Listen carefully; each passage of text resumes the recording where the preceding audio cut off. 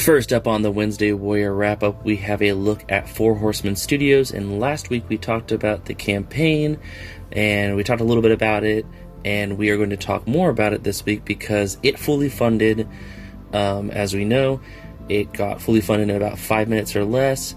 Now we're just unlocking stretch goals and unlocking add-ons and stuff like that, because they talked about how they separated it from stretch goals to add-ons. So a stretch goal is something that will be included in the base offering of like the all-in kind of thing, and then add-ons are things you can add on for additional fees. So that would be like the troop, the monsters pack that comes with the boar/vampire.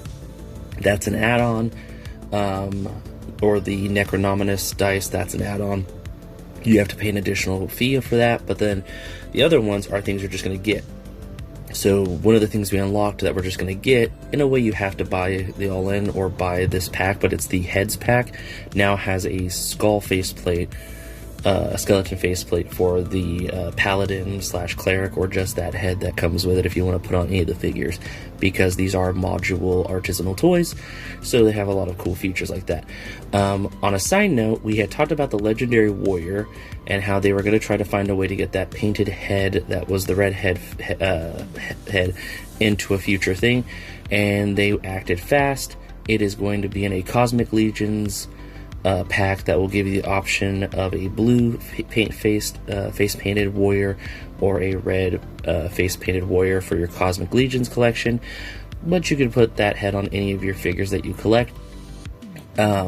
So they found a way to kind of get that out to us in one way or another without, making certain people upset, which is amazing. So yeah, the campaign is doing really well right now. I think it's sitting at about $78,000 or 78. It's a lot. We're trying to hit 1 million. Four Horsemen's trying to hit 1 million on this Kickstarter, because if they could get to there, it will be the first campaign they've done where it hit 1 million before the end, because you could add on stuff towards the end, and so that's usually how they surpass a certain point. But they want to hit that 1 million before even that part. And then there's even something that's going to launch at, I think it's was it 1,500,000 or something, or 1,500,000? I can't remember what it was. It's shown here, but a little silhouette. But there is something else that will come out after the 1 million hit, and we still have we have 30 something days still, or a little bit less than 30. So this is awesome. I'm very excited for this. But yeah, I just want to give an update on that, because I will be doing updates as we unlock new things and as we get other things, because we did unlock those Necronomicus dice that are themed after is it Necronominus? I can't remember the death character, but we unlocked those dice, so you could throw those on. But yeah, and then we also unlocked the faceplate, so really cool stuff. I cannot wait to see what we unlock next. And in some Transformers toy news, we have some awesome things that were both revealed and are available for pre-order right now. First up, we got a finished revealed product images of the Age of Extinction Titan class Grimlock. Looks incredible here. I'm assuming that means we're probably going to have a pre-order soon for it. We also got to look at 2 items that went up for pre-order on Amazon. I haven't seen them anywhere else, but the A-list Bumblebee from Devastation and the A-list Orion packs from Transformers 1, both are deluxe, are available right now on Amazon for, I believe it's $27.99. The Orion shows is $28 something. I think it was like $28.60 something. But that is a little bit more than what it's supposed to be. It's supposed to be $27.99. It looks really cool. The Bumblebee looks really amazing. It's sold out, but then went back up. You can buy it right now. They're not pre-orders. They're actually add to cart and purchase. But Amazon doesn't charge you till it's actually shipping out, I believe. And then we also got to look at some stuff from across the seas at Takara's end of stuff, but it will probably come here through Hasbro, BBTS, and Entertainment Earth. It is that of the Dramatic Capture series, Optimus Prime and Jetfire from Revenge of the Fallen. This is the Dramatic Capture series, which if you've collected before or seen before, they take pre-existing toys and then give them really good paint budgets so that they get really good looking. They're awesome looking, these two here. I already have the pack that I got from Amazon. We got here in the US a little bit ago, so I might skip this, but the paint definitely is making me lean towards possibly getting it. And then finally we have, we also have a Transformers Bumblebee and Megatron Feudal Japan one. They will be coming out with that, and it will be coming here soon, I believe, too, in the US. I believe we saw the feudal one at, is it Toy Fair? It might have been Toy Fair, but we knew it was coming. We already got the Ox Optimus and the, I think it's Eagle Starscream, so this will be Boar Megatron and Flying Squirrel Bumblebee. I'm very excited for these packs, and I cannot wait to see what the next one after this will be, because I think they already hinted that it's going to be something kind of wild. So I'm excited for that. But we also got to look at the Transformers Masterpiece Ravage, Buzzsaw, Rumble, Frenzy, and is it Ratbat, I think? That will be coming out. That can go with the animated Soundwave, so you can have all the animated fun there for Soundwave and all of his cassettes. So I'm very excited for that. They are available for pre-order right now for like Japan, but I'm sure they'll show up on Pulse, BBTS, and Entertainment Earth later on. And in some Star Wars news from Hasbro, we have a look at some Star Wars The Black Series figures that I don't think they even announced till today, and they'll be going live for pre-order tomorrow, being Thursday, I believe it is, for the Maul series. These are all Black Series, I believe. So we're going to get Maul, what looks like a Mandalorian Maul sympathizer character, a new Jedi character that I don't know myself personally, and then what looks like an Inquisitor or a Sith Lord character, and just some other amazing figures. We also got a pre-order earlier this week of the Plo Koon and Commander Wolf Clones of the Republic 2-pack. That went up for pre-order. I believe it's sold out on Pulse, but it will go back up probably in the future, and it will probably go up on Disney Store later on because it's their capsule. But yeah, just some really awesome Star Wars stuff. Something that kind of ties in with the Maul series that's going to be coming out soon. The Maul, Darth Maul series. That will be coming out later on this year, I believe. So I'm very excited for that. It's definitely really fun. It takes place, of course, after the Clone Wars, I believe. So I'm very excited to kind of watch that and see what characters might pop up. But yeah, really cool toys this week. And in some Marvel toy news from Hasbro, we have a look at the 2 items that went up for pre-order this week between now and last Wednesday, with that of the Bullseye and Muse 2-pack that is a Pulse exclusive. It went up for pre-order. It is still available as of recording if you want to pick it up. A link will be in the description down below along with everything else that's available this week. We also got the Target exclusive Emma Frost that's in her diamond skin. So that's really cool. So if you want to pick that up, I believe it is also still in stock. A lot of people are speculating that it will probably be easier to get because it is just another version of a figure we've already gotten and not necessarily needed for a lot of people's collection. I think it's really cool. I might wait on it though, just in case there's a deal or a coupon in the future. But yeah, really cool stuff from Marvel, both for when it comes to Daredevil and in some Masters of the Universe toy news, specifically not movie news. There's some things coming out that are not movie based. I'm very surprised by that. I mean, of course, there'll always be stuff coming out for Masters of the Universe that isn't just movie-based, but we didn't know a lot of other stuff was going to be coming, like the new Masters of the Universe Chronicles line. I did not know about that. I believe this is the first time we're covering it here. It is in the same line as the movie stuff that's going to be coming out. That's like about 6 inches. And then we also have a look at the, I'm assuming, Walmart Con exclusive Masters of the Universe vintage Beastman, but this is in that Revelations scale. So that's really cool, so I'm looking forward to that.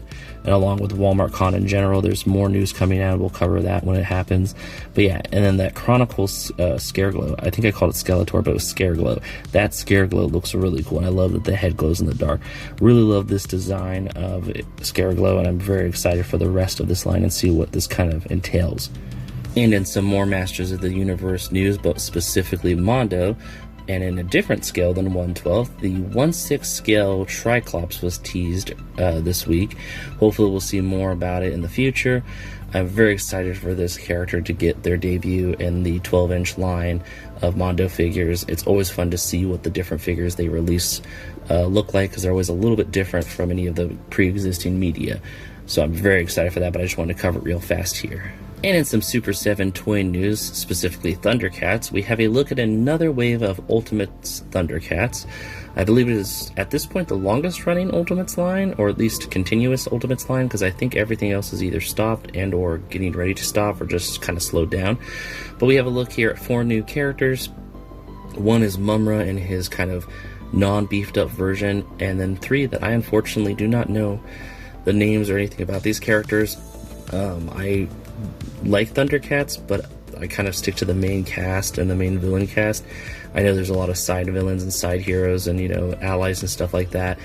And I know that I should have done my due diligence and looked up their names before recording this, but it's really the Mumm-Ra that is what I'm here for. I think that looks awesome. I did get to see some images of it at Toy Fair and how it's got some more updates to it. It's going to be really cool. I cannot wait for it.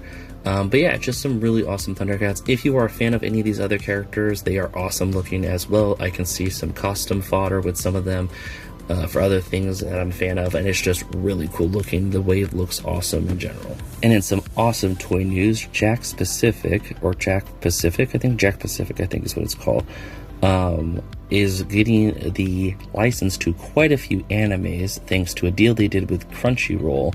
They will be doing Chainsaw Man, Black Clover, I think it is. I want to say they said maybe My Hero Academia, just a bunch of different animes they will be doing figures for. If you know Jack Pacific, they are usually a company that makes really cool gaming toys that are at a more affordable price point. So you can get like a Samus from Nintendo or a Link and Zelda, or you can get some other kind of crazy characters from like Golden Axe. And I think there was another one we covered a while back that was like a Ronin character. But they make these really cool articulated figures that are usually sold exclusively at Walmart. I don't see a lot of them at Target. They also had that one, was it Monkey Ball or whatever it is, where the monkeys, the capsule balls, that are really cool. And they're usually at Walmart, and they're usually really affordable. They're like 10 to 11 bucks, I think. They're pretty, you know, easy to kind of buy because of their price point, and their articulation is not that bad. They're actually really cool. So it is exciting to see that they will be getting a lot of different anime licenses under their belt to kind of make figure forms that will be, you know, more affordable, kind of like that Bandai line they do for One Piece and Dragon Ball, and I think they did Naruto, where they were like $10 to $15, and they were like, you know, SH Figuarts but for kids, which were really cool. I have a couple of those myself. They are really awesome. But yeah, really excited to see what comes from this. And this week in comics we think look awesome. First up is Marvel Comics Shadows of Maul Star Wars comic #1. This ties in with the series that will be coming out soon, which is really fun because we just talked about the figures. So there's a lot kind of getting ready for this. I'm very excited for this series. And then next up we have a look at, I think it's Shadows of Tomorrow, which is the ongoing X-Men universe thing, and is that of Moonstar. Is it Moonstar or Moonstone? #1. So that's really cool. I'm very excited for that one also. And then finally, over I believe at Dynamite Studios, I think it is, Disney Villains Gaston #1. These comics are really fun. If you're a Disney fan, you like to kind of see things from the perspective of the villains and kind of see some fun side stories and stuff with them. Really fun to read. But yeah, those are the comics this week that I thought looked awesome. Let me know in the comments down below what comics you're excited about this week. If there's any suggestions that I should check out, and I will catch you next week when it comes to comics. And in our creative corner this week, we have a look at a really awesome toy customizer and photographer with that of at Green Diablo 1 on Instagram, and their work is incredible. They don't just do toy stuff, they do also do little food reviews on frozen meals that they've had and other things. A lot of fun little things to kind of check out. They also have a really cool pup dog that you can kind of see in some of the photos, and their work is really cool. The thing that got me was I'm a big Ben 10 fan, and they are doing some Ben 10 aliens using various figure lines. They just made Alien X, I believe, off of a Ninja Turtles character, and they're working on a Four-Arms, is that the character's name, Four-Arms? No, is it Strong Arms? Oh god, I forgot the name of the character. He was one of my favorite growing up. He's the four-armed red alien. But yeah, they have really incredible customs they're working on. They've done other customs like this Super Soldier, which is the DC Marvel kind of collab of Captain America and Superman. And then they have lots of other cool stuff. I really like these photos in the snow recreating the Superman movie that just recently came out. And then the Goku freezing. I thought that was really funny. And then I just really love this Devastator photo using the 86 Devastator with the light behind it. Really cool looking. But yeah, lots of amazing toy photography, lots of amazing toy customs, and then also just a lot of fun, you know, other stuff that's wacky and cool that you can check out. So definitely go give them a follow. Link is in the description down below. And I will catch you on the next one. Have a safe, wonderful week, and have fun collecting toys and nerding out.